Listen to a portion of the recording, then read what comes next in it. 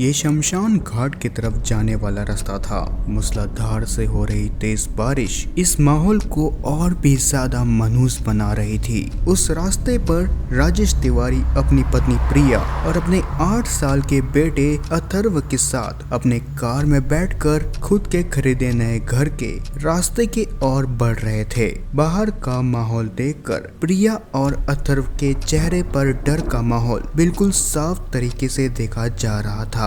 राजेश, ये कहाँ तुमने नया घर ले लिया है? हम सही रास्ते पे तो जा रहे हैं ना? कहीं हम रास्ता तो नहीं भटक गए? मुझे क्यों बार बार ऐसा लग रहा है कि हम इसी रास्ते से बार बार जा रहे हैं। तुम प्लीज कार रोक के किसी से पूछ लो कि हम सही रास्ते से जा रहे हैं कि नहीं। प्रिया, तुम्हें लगता है कि कोई इस सुनसान रास्ते में हमें नजर आएगा? देखो, दूर दूर तक कोई भी नजर नहीं आ रहा है और ये बारिश की वजह से मुझे रास्ता तक ढंग से नजर नहीं आ रहा है। तो कोई इंसान भला कहाँ से नजर आएगा? और वैसे भी मैंने अपने मोबाइल फोन के मैप में वो जगह को सर्च करके रखा है और ये देखो, हम बिल्कुल सही रास्ते पर चल रहे हैं। तुम फालतू में टेंशन मत लो। पापा, वो देखो आगे सड़क के किनारे पर कोई औरत खड़ी है। चलो हम उस औरत से रास्ता पूछ लेते हैं। तभी राजेश अपनी कार की गति को थोड़ा धीमा करके आगे रोड के किनारे चल रही उस औरत के पास में अपनी कार को रोक देता है।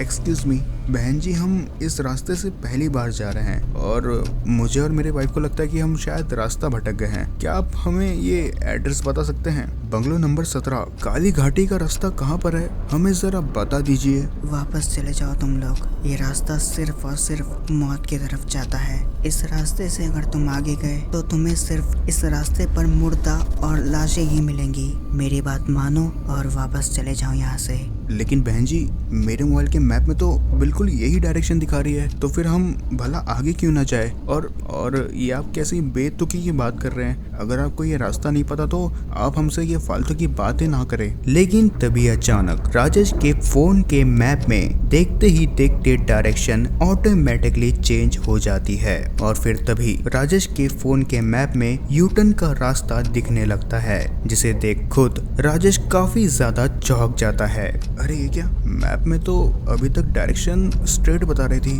और अभी कुछ ही देर में ये यूटर्न बताने लगा। कहीं ये जीपीएस सिस्टम तो खराब नहीं हो गया इसका? मैंने तो तुमसे पहले ही कहा था कि राजेश हम रास्ता भटक गए हैं, पर तुमने मेरी बात ही नहीं मानी। और ये देखो, अब तुम्हारा मैप हमें यूटर्न भेज रहा है। हम इतने आगे आ गए हैं कि ये तुम्हारा मैप सही रास्ता नहीं बता रहा है और तुम मेरी बात नहीं मान रहे हो। मेरे मानो तो हम वापस चलते हैं। शायद ये बहन जी सच ही कह रही है। राजेश मानो, हम वापस चलते हैं। और फिर तभी जैसे ही प्रिया ने राजेश को इतना कहा कि तभी अचानक वे महिला बुरी तरीके से हंसने लगी। उस महिला की यह हंसी उस सुनसान रास्ते में गूंज रही थी। उस खौफनाक हंसी को सुनने के बाद राजेश, प्रिया और उनके 8 साल का बेटा काफी बुरी तरीके से डरने लगे और फिर राजेश ने अपनी तुरंत ही कार को घुमा लिया और सीधा सीधा उस रास्ते की ओर आगे बढ़ने लगा। तभी वे महिला बुरी तरीके से चिल्लाते चिल्लाते ये कहने लगी, जाओ, वापस जाओ। ये रास्ता तुम्हें शमशान घाट की ओर ले जाएगा। मेरी बात को तुमने नहीं माना ना? अब तुम लोग ऐसी मौत मारे जाओगे जिसके बारे में तुम लोगों ने कभी सोचा भी नहीं होगा। आगे सिर्फ मौत है, सिर्फ मौत। मुझसे तो तुम लोग बच गए, पर उससे कैसे बच पाओगे? बंगलो नंबर 17 यानी मौत का घर, तुम्हारी मौत वही तुम्हारा इंतजार कर रही है। राजेश ने उस महिला की कही बात पर बिल्कुल भी विश्वास नहीं किया और अपनी कार को तेज गति से दौड़ाते हुए उस अंधेरे भरे रास्ते को पार करने लगा।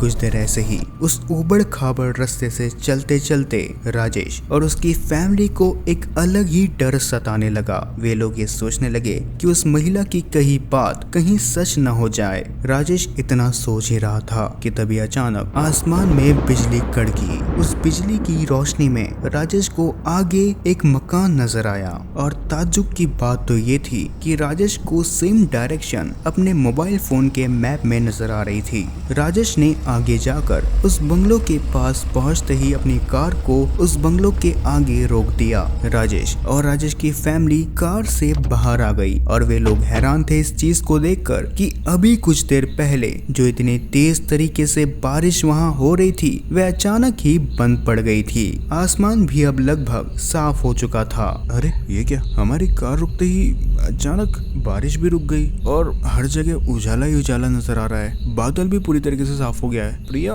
कुछ देर पहले इतनी तेजी से बारिश हो रही थी, पर अचानक ये सब कैसे हुआ? मुझे अपनी आंखों पे विश्वास नहीं हो रहा है राजेश। मुझे लग रहा है कि जरूर कुछ न कुछ गड़बड़ है। पापा, हम इस घर में नहीं जाएंगे। मुझे अच्छा नहीं लग रहा है। ये घर बाहर से ही भूतिया नजर आ रहा है। हम लोग इस घर के अंदर नहीं जाएंगे। बेटा अथर्व, तुम चिंता मत करो। ये देखो, ये हमारे ही बंगलो है, बंगलो नंबर 17। देखो प्रिया, ये घर कितना ज्यादा खूबसूरत लग रहा है। अंदर से कितना खूबसूरत होगा, देखना चाहोगी तुम? पापा, हम इस घर में नहीं जाएंगे। प्लीज मेरी बात मान लो। चलो हम वापस चलते हैं। हाँ राजेश, हमें वापस चलना चाहिए। तुम अथर्व की बात क्यों नहीं मानते? अरे प्रिया, अथर्व, तुम लोग मेरी बात तो मान लो। चलो ना, मैंने इतनी मुश्किल से इस घर को खरीदा है। मेरा प्रमोशन नहीं होता तो मैं इस घर को खरीद नहीं पाता, और फिर वैसे ही हमको पुराने मकान में अपनी जिंदगी को काटना पड़ता। उस किराए के मकान में तो मेरा दम घुटा जा रहा था। तुम लोगों को ऐसा नहीं लगता कि हमारा भी खुद का नया घर होना चाहिए? ये देखो, हमारा बंगलो नंबर 17। और फिक्र मत करो, यहाँ कोई खतरा नहीं है। चलो अंदर। पर राजेश, ये घर इतने सुनसान इलाके में क्यों है? यहाँ कोई रहता नहीं है क्या? प्रिया, इस प्रॉपर्टी के डीलर ने मुझे बताया था, ये एरिया बस नया डेवलप हुआ है। फिलहाल तो ये इलाका हमें सुनसान नजर आ रहा है, पर हमारे तरह और भी कई फैमिलियां इधर आ जाएंगी, तो तुम्हें चिंता करने की कोई बात नहीं है। आई थिंक हमें इस घर में नहीं जाना चाहिए। हम किसी होटल वगैरह में रुक जाते हैं। नहीं प्रिया, अब तुम डरो मत। और वैसे भी इतनी रात में हमको कहाँ पर भला होटल मिलेगा, तुम ही बताओ। और फिर तभी डरते डरते प्रिया और अथर्व राजेश के पीछे पीछे उस मकान के अंदर चले जाते हैं। उस मकान के अंदर पहुंचते ही वे लोग ये देखकर हैरान होते हैं कि उस मकान में काफी ज्यादा सजावट थी। सब सामान अपनी जगह पर अच्छी तरीके से रखा हुआ था, मानो उस मकान के अंदर पहले से ही कोई रहता हो। ये देखकर वे तीनों काफी ज्यादा हैरान हो जाते हैं, और उन तीनों को अपनी आंखों पर विश्वास नहीं होता है। उन्हें किसी की कदमों की आवाज सुनाई देती है। मम्मा, क्या आपने भी वो कदमों की आवाज सुनी? हाँ बेटा, मैंने सुनी। पर हम तीनों के अलावा भला और कौन होगा इस जगह पर? ये किसके पैरों की आवाज है? Rajesh, we have to go. हमें यहाँ पर नहीं रुकना। चलो हम वापस चलते हैं। प्रिया,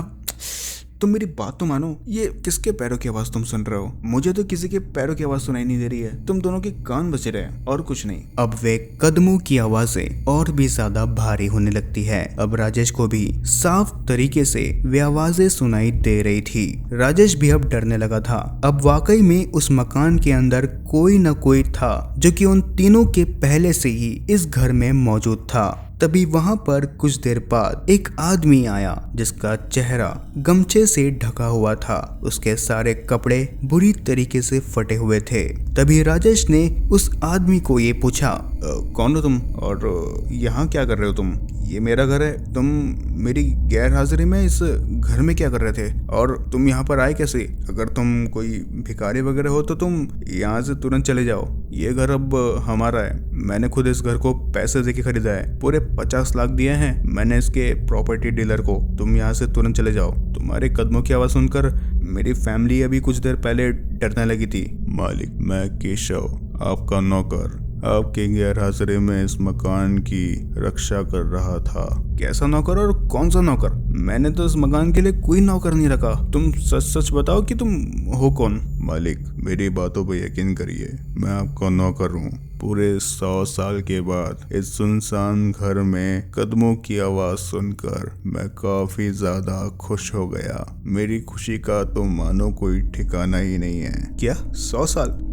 लेकिन तुम 100 साल से यहाँ पर रह कैसे रहे हो? ये तो बिल्कुल भी पॉसिबल नहीं है। तुम सच सच बताओ कि तुम हो कौन, नहीं तो मैं पुलिस को खबर कर दूंगा।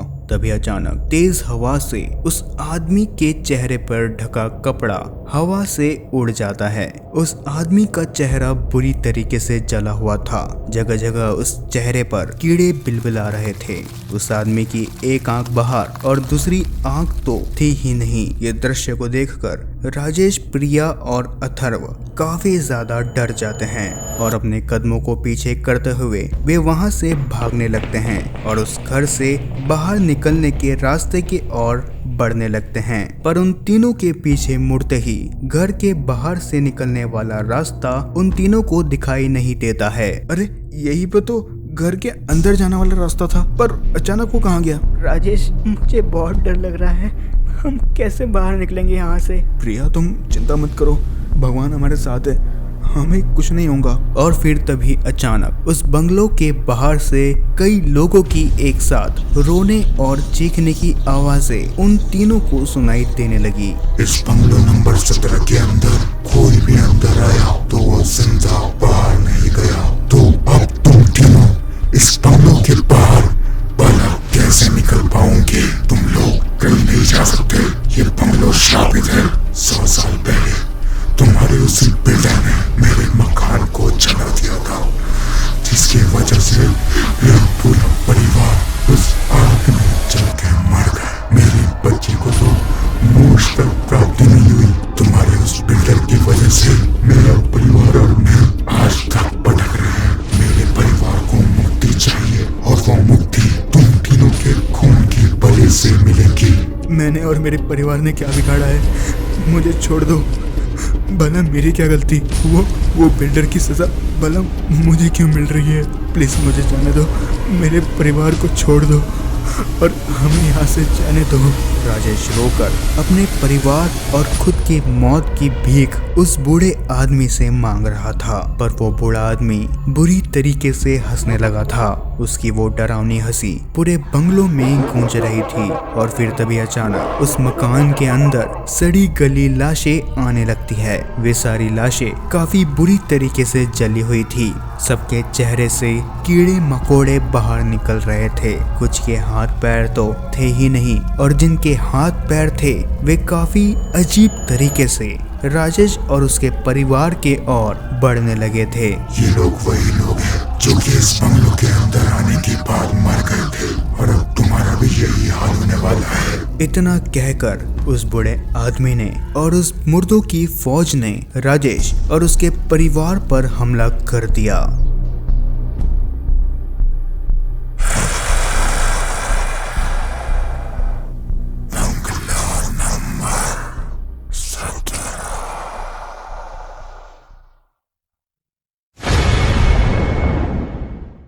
तो कैसे लगी आप सभी को आज की हमारी ये स्ट्रेंज स्टोरी? मैं आशा करता हूँ कि आप सभी को ये स्टोरी काफी ज्यादा पसंद आई होगी। तो अगर आप लोगों को ऐसे ही डरावनी कहानियां सुनना पसंद है तो आज ही हमारे चैनल स्ट्रेंज स्टोरी हब को सब्सक्राइब करें और साथ ही उस बेल आइकन को दबाना मत भूलिएगा, ताकि आप लोग ऐसे ही डरावनी कहानियों का आनंद ले सके और चैनल पे आने वाली हर एक अपडेट को पा सके।